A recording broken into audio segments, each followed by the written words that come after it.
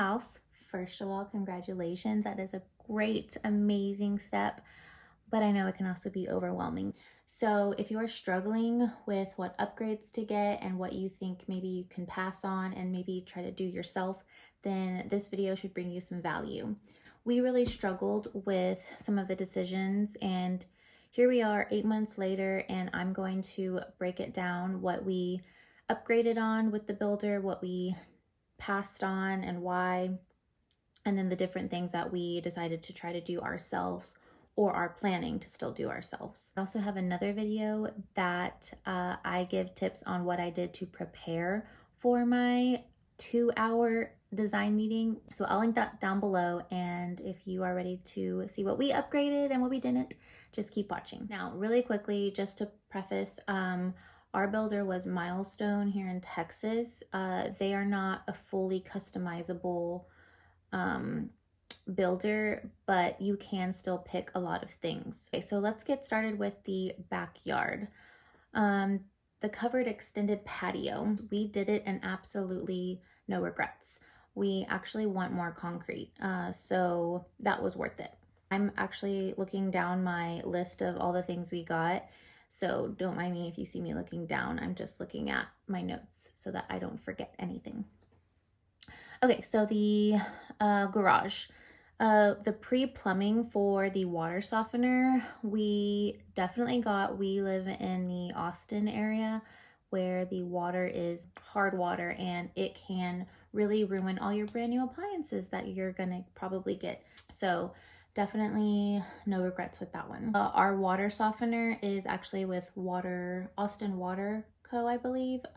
They've been great, so just for those of you who live in the area. The third car garage. It depends on your needs or your future plans. We already knew we were wanting to do a garage gym, so a 3-car garage was on the top of our list. With our particular builder, they had a 2-car garage and a bump out, and that was standard. And then to make it a full-on 3rd-car garage is another 4, but I need to double check on that. So we only paid the difference from the bump out to make it a full 3rd-car garage, if that makes sense. So if your builder offers the bump out, then I would not even think twice if you were even considering getting a 3rd-car garage, because not a whole lot of builders offer that. The extra outlets in the garage was a must, so yes, on the extra outlets in the garage, we knew, again, we were going to do a gym. Floodlight in the front driveway, yes, no regrets. It is a safety thing. They just come on when you walk up the driveway, and so we got it, and since that was something electrical, we didn't want to mess with too many things that were electrical ourselves. Garage door opener, yes, again, electrical. We didn't really want to mess with all of that stuff. Also wanted to make sure it was a smart one, because we're always forgetting if we close the garage door. So we actually just bought a little adapter on Amazon. It made it a smart garage door opener. So the master bedroom, we got the extra large shower over the tub and the smaller stand-up shower. Absolutely no regrets. I hated the small shower we had in our old house. It was a shower and a tub. I mean, really base it on how often do you shower, and then how often do you take your luxury baths. I just decided that if I really wanted to take a bath, I could go into one of the other bathrooms that we have and just use the regular size tubs. Not a big deal. The master bathroom second sink was an upgrade, and so we definitely got that. No regrets there.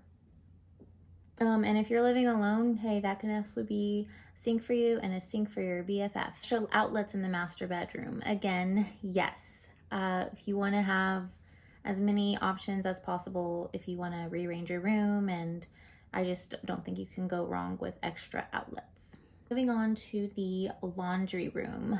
The laundry room cabinets, that was an upgrade, and I want to say ours in particular was about $800 to get that added on the storage, and it was kind of a last minute decision to add them on. If you have a certain vision of how you want your laundry room, like if you want more shelves and then a bar for your to hang clothes, then you might want to wait on getting that put in by the builder and then try to design it yourself. And I also actually have a laundry room setup video. I can also link that down below if you're interested. The flat screen TV prep for a mounted TV. Yes, yes, yes, yes, yes. It was a great addition. So we only got one in the living room, and just decide ahead of time what wall you are wanting to put it on. So look at the map, think about how you want to set up your living room, where you want your TV to be viewed at. I knew I wanted it to be visible from the kitchen as well as obviously the couch, but probably won't be able to do a whole lot of moving around unless you plan on putting a picture frame or something up. We also thought about getting it in the master bedroom, but ultimately we decided to just get the living room. I personally like to rearrange my rooms kind of often, so I figured it would limit me on rearranging the bedrooms. So if you do get decide to mount them, to get your TV mounted, I do highly suggest to get it professionally mounted. We have some friends who put it up there themselves and it did end up falling. No one was hurt, but it's still just, if you can, try to get it professionally installed. The living room floor outlets was an option, and this was a really hard decision, but ultimately we did not get it, and it would have been nice to have. So again, it's personal preference and what you envision for your room. This, if you were to get it, this leaves you with less of an option to change around your furniture if you ever wanted to. But if you know for the most part you will be keeping your living room set up pretty much the same, then I would go ahead and do it. The dining area. So we actually took out the chandelier or the light fixture that was hanging from the ceiling, and no regrets. No regrets removing that. We got extra can lights instead, and I just thought that it would give us more of an option as far as what table we got and where it's placed within the dining area. Okay, I didn't even know this was a thing, but elongated toilets, yes, get them.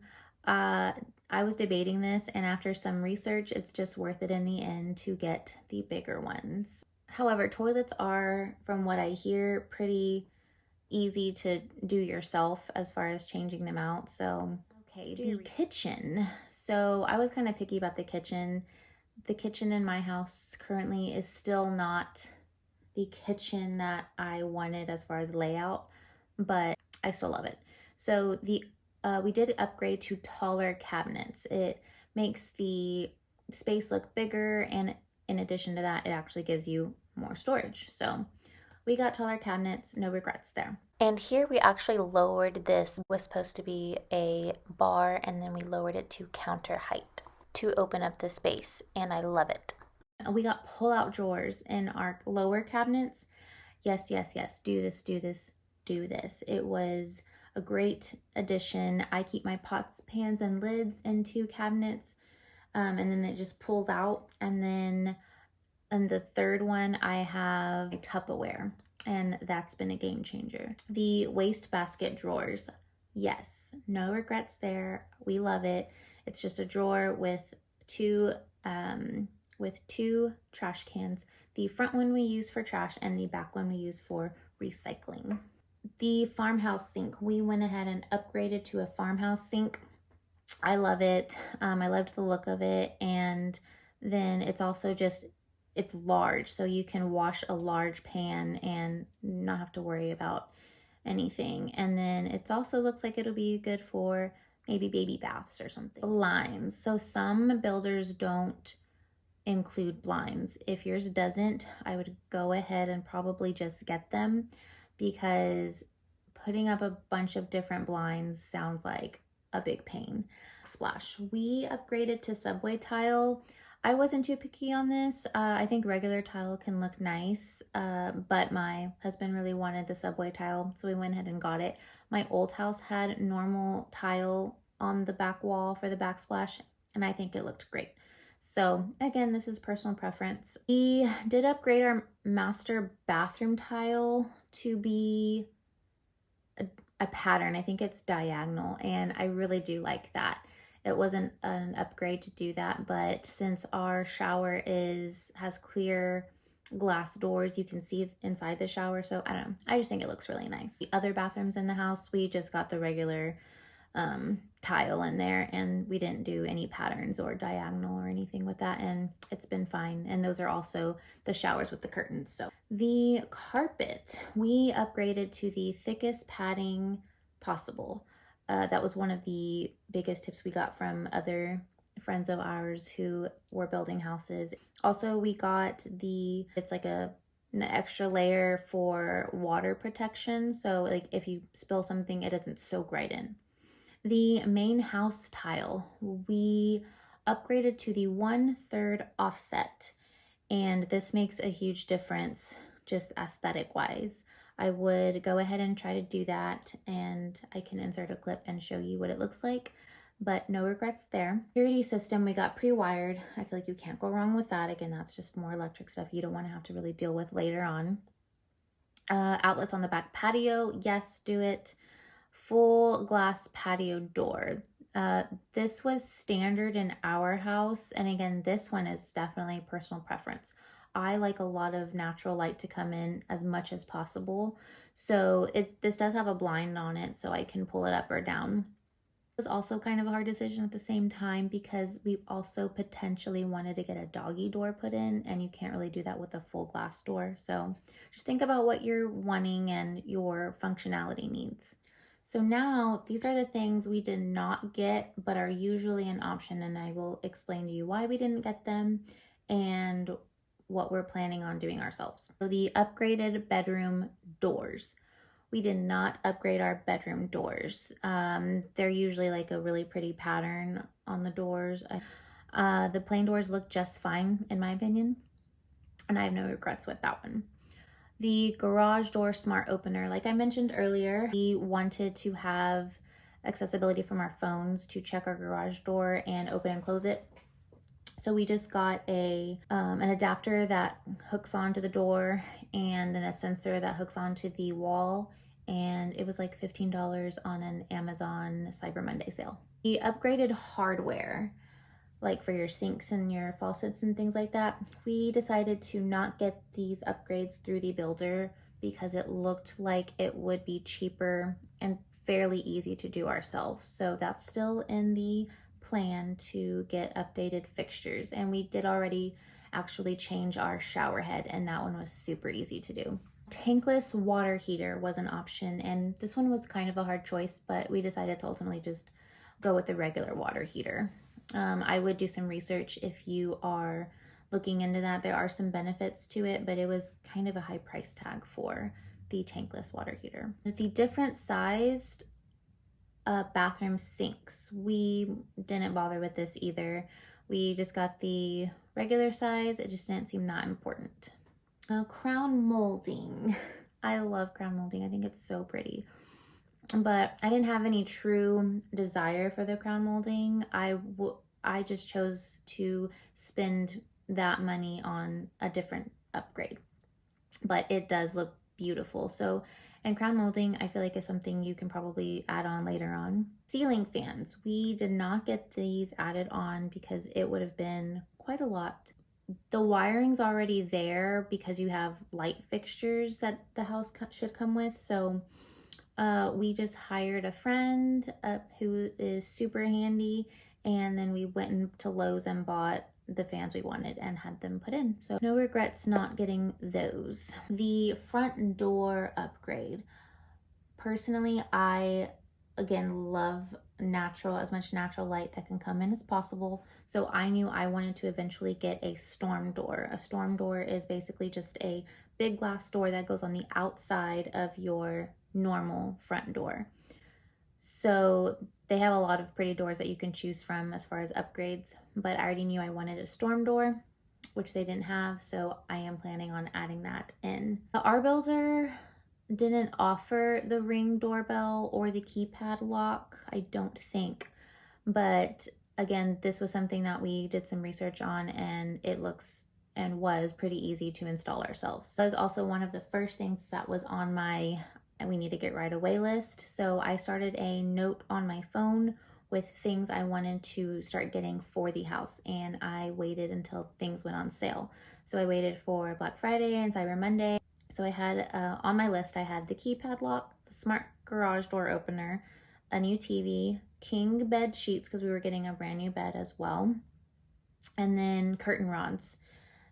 Those were actually on sale on Cyber Monday, so that was a really good deal that we got on those. Highly recommend to do that. Start a notes app or an Amazon wish list for those types of things you are going to need when you first move into the new house.